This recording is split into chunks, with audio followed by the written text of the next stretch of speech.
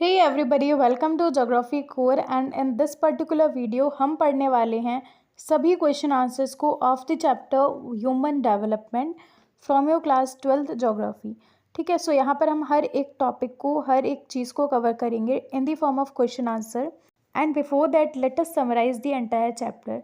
देखो, सबसे पहले मैं स्टार्टिंग में बता रखा है ग्रोथ और डेवलपमेंट के बीच में क्या डिफरेंस है, तो ये आपको पता होना चाहिए। ग्रोथ जो है क्वांटिटेटिव होती है and development is qualitative. Quality में जब चेंज आ रहा है तो वो डेवलपमेंट है, क्वांटिटी में जब चेंज आ रहा है तो वो ग्रोथ है।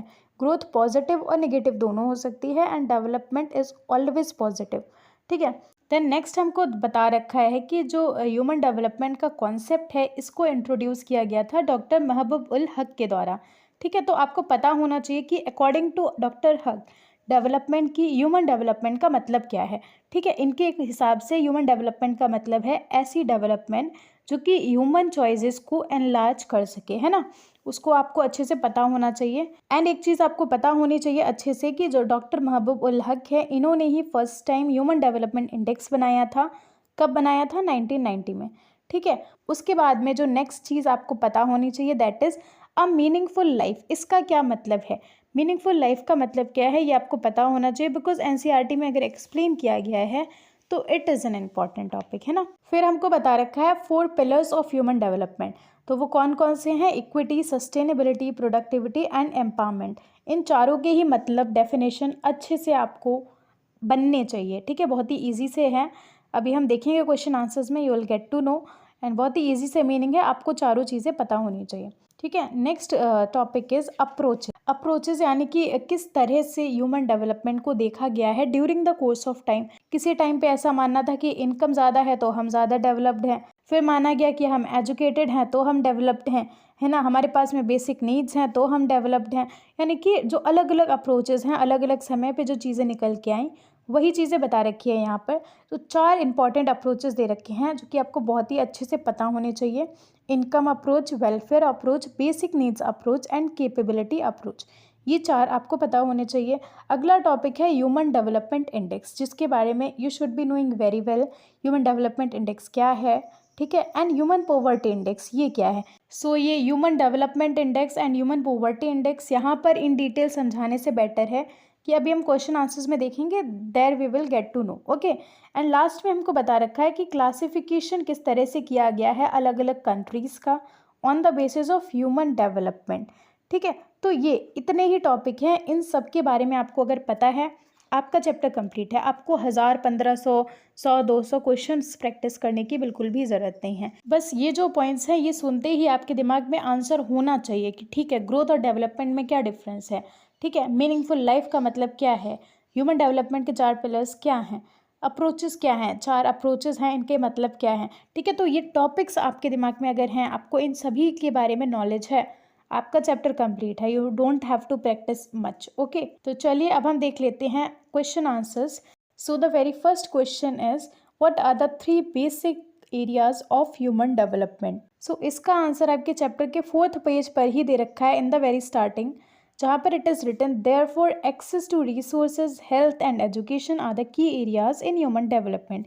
यही आपका आंसर हो जाएगा, है ना। 3 बेसिक एरियाज क्या हैं? तो the answer is access to resources, health and education.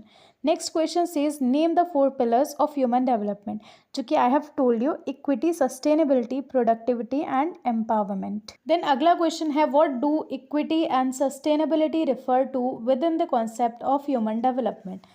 ठीक है, तो इक्विटी का मतलब होता है जितनी भी अपॉर्चुनिटीज़ हैं, अवेलेबल हैं सोसाइटी में, वो हर किसी को मिलनी चाहिए। ठीक है, किसी के भी साथ भेदभाव नहीं करना चाहिए, उसके जेंडर, कास्ट, रिलीजन, इनकम के बेसिस पे किसी भी तरह का भेदभाव नहीं होना चाहिए। जो भी अपॉर्चुनिटीज़ अवेलेबल हैं वो सभी के पास होनी चाहिए, सभी को वो मिलनी चाहिए। बस यही मतलब है इक्विटी का। ठीक है, तो हम इसको किस तरह से लिखेंगे? Equity means equal access to opportunities available to everybody. Opportunities must be equal to all. There should be no discrimination on the basis of gender, race, income and caste. ठीक है, सेकेंडली पूछा है सस्टेनेबिलिटी का मतलब क्या है। तो sustainability means कि जो रिसोर्सेज हैं, जो अपॉर्चुनिटीज़ हैं, जो आज हमें मिल रही हैं वो आगे फ्यूचर जनरेशन्स को भी मिले, विच मीन्स जो अपॉर्चुनिटीज़ अवेलेबल हैं वो कंटिन्यू रहें, कंटिन्यूटी बनी रहे। That is what we mean by sustainability. तो sustainability means continuity in the availability of opportunities, each generation must have the same opportunities, all resources must be used for the welfare of future generation.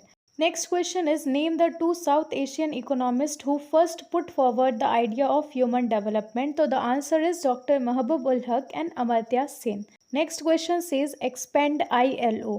तो ये आप तभी कर पाएंगे जब आपने chapter पढ़ रखा है, ठीक है। अप्रोचेस जो दे रखे हैं हमको, उसमें जो एक अप्रोच है बेसिक नीड्स अप्रोच, वो जो है प्रपोज किया गया था ILO के द्वारा, that is international labour organisation. Similarly the next question is expand GNH।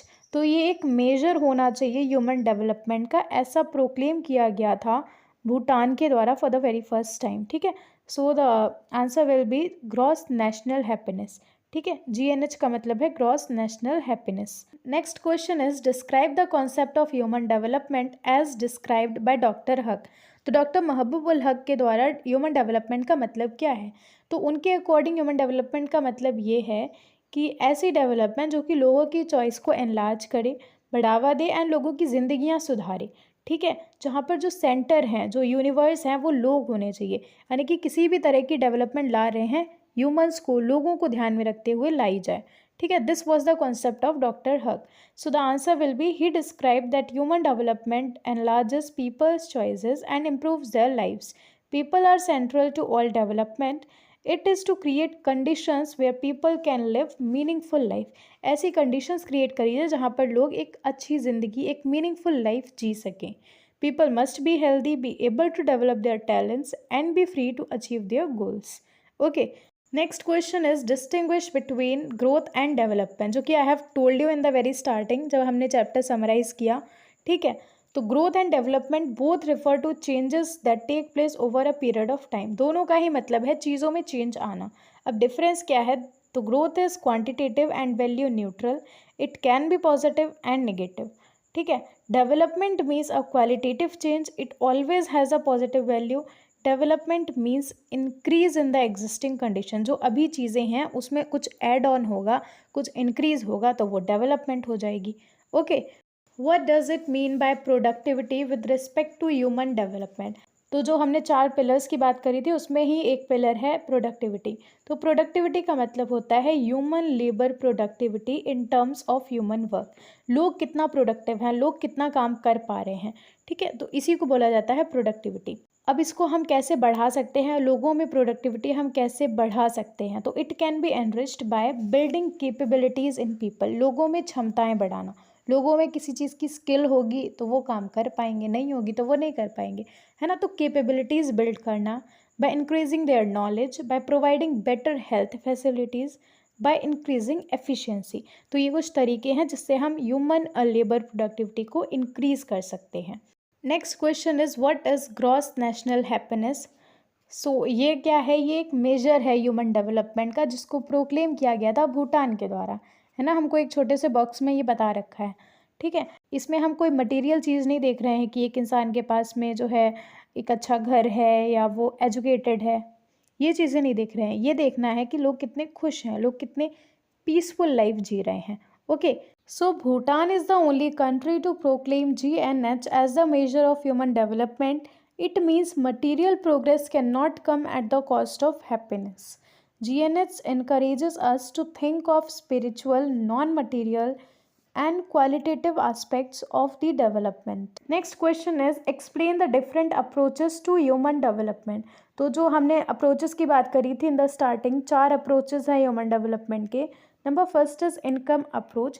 तो ये सबसे पुराना अप्रोच है जिसके हिसाब से ह्यूमन डेवलपमेंट का मतलब ये है जो जितना पैसे वाला है वो उतना ज़्यादा डेवलप्ड है। It was the thinking in the previous time, ठीक है। ये एक अप्रोच हुआ करता था जो कि एक बहुत ही पुराना अप्रोच है। So income approach is one of the oldest approaches to human development. Human development is seen as being linked to income. The idea is that the level of income reflects the level of freedom an individual enjoys. Second approach है welfare approach. सो इस approach का मतलब ये है कि जितनी भी human development करी जा सकती है वो सिर्फ और सिर्फ गवर्नमेंट के द्वारा ही करी जा सकती है। अगर ह्यूमन डेवलपमेंट लाना है तो गवर्नमेंट को खर्चा करना चाहिए लोगों की एजुकेशन पे, लोगों की हेल्थ पे and social and secondary amenities पे। तो बेसिक आइडिया यहाँ पर ये है अकॉर्डिंग टू वेलफेयर अप्रोच कि अगर डेवलपमेंट लानी है तो गवर्नमेंट ही खर्चा करेगी, यहाँ पर ह्यूमंस कोई रोल नहीं कर सकते, जो जनरल पब्लिक है उसका कोई रोल नहीं है, केवल और केवल गवर्नमेंट का रोल है। अगर ह्यूमन डेवलपमेंट लानी है तो खर्चा करो लोगों पे, ठीक है। This was the idea. The approach argues for higher government expenditure on education, health, social and secondary amenities. People are not participants. यहाँ पर लोग नहीं कुछ कर सकते डेवलपमेंट लाने के लिए, ठीक है। The government is responsible for increasing levels of human development by maximizing expenditure on welfare. तीसरा अप्रोच है बेसिक नीड्स अप्रोच एंड इसको प्रपोज किया गया है ILO के द्वारा, that is international labour organisation के द्वारा, जिसमें 6 बेसिक नीड्स को जो है कंसिडर किया गया है, which are health, education, food, water supply, sanitation and housing. Okay, and fourth approach है कैपेबिलिटी अप्रोच, जो कि एसोसिएटेड है प्रोफेसर अमर्त्य सेन से, ठीक है। So building human development in the areas of health, education and access to resources is the key to the human development. तो capability approach के according जो है हेल्थ, एजुकेशन और एक्सेस टू रिसोर्सेज, इन 3 एरियाज पे काम करने से जो है ह्यूमन डेवलपमेंट को अचीव किया जा सकता है। Okay, next question is what does it mean bye a meaningful life. तो मीनिंगफुल लाइफ का मतलब ये नहीं है कि हम 200-400 साल जी रहे हैं। मीनिंगफुल लाइफ का मतलब ये है हमारी ज़िंदगी अच्छी है, हम एक बेटर लाइफस्टाइल जी रहे हैं जहाँ पर हम हेल्दी भी हैं और हम जो है चीज़ों को, अपने टैलेंट्स को डेवलप करने की क्षमता रखते हैं, साथ ही हम सोसाइटी में पार्टिसिपेट कर पा रहे हैं। This is what we mean by meaningful life. Meaningful life मतलब एक पर्पस के साथ ज़िंदगी जीना, उसको हम बोलेंगे meaningful life. So a meaningful life is not just a long one, it must be a life with some purpose. This means that people must be healthy, be able to develop their talents, participate in society and be free to achieve their goals. Okay, then next question says what is Human Development Index and Human Poverty Index? तो देखो दोनों ही index का use किया जाता है किसी भी area की, किसी भी रीजन की डेवलपमेंट को मापने के लिए, ठीक है। बस तरीका थोड़ा सा डिफरेंट है। जैसे कि ह्यूमन डेवलपमेंट इंडेक्स में हम अटेनमेंट्स को मेजर करते हैं, यानी कि किसी भी एरिया ने क्या चीज़ें अचीव करी, ठीक है, अचीवमेंट्स को मेजर किया जाता है। वहीं पर ह्यूमन पॉवर्टी इंडेक्स में शॉर्टफॉल्स को मेजर किया जाता है, यानी कि किसी भी रीजन में किन चीज़ों की कमी है, ठीक है। Shortfalls are measured in human poverty index. So your answer will go like both these indices are used to measure human development of any area. Human Development Index measures attainments in human development. It reflects what has been achieved, right? It ranks the countries based on their performance in the key areas of health, education and access to resources. फिर human poverty index में जो है it measures the shortfalls in human development such as probability of not surviving till the age of 40. 40 साल तक भी survive करने की probability नहीं है, तो ये एक कमी है ना, ये एक शॉर्टफॉल है।